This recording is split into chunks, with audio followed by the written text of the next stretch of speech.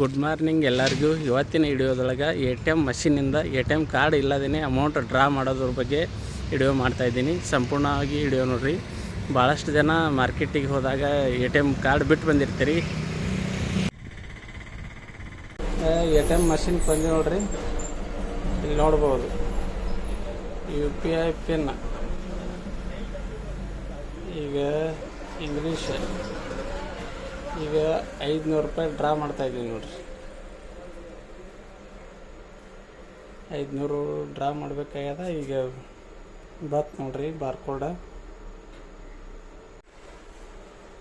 ಈಗ ಬಾರ್ಕೋಡ್ ಬತ್ತಲ್ರಿ, ಈ ಥರ ಸ್ಕ್ಯಾನ್ ಮಾಡೋದ್ರಿ. ಈಗ ಸ್ಕ್ಯಾನ್ ಮಾಡಿಕೊಂಡು ನಾವು ಪೇ ಮಾಡೋದ್ರಿ.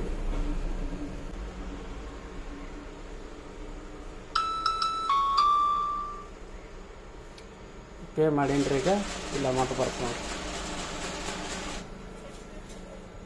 500 ರೂಪಾಯಿ.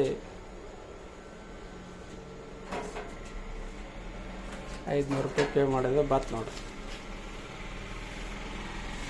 ಆಯ್ತು ನೋಡ್ರಿ. ಈಗ UPI cash withdrawal is successful. Okay.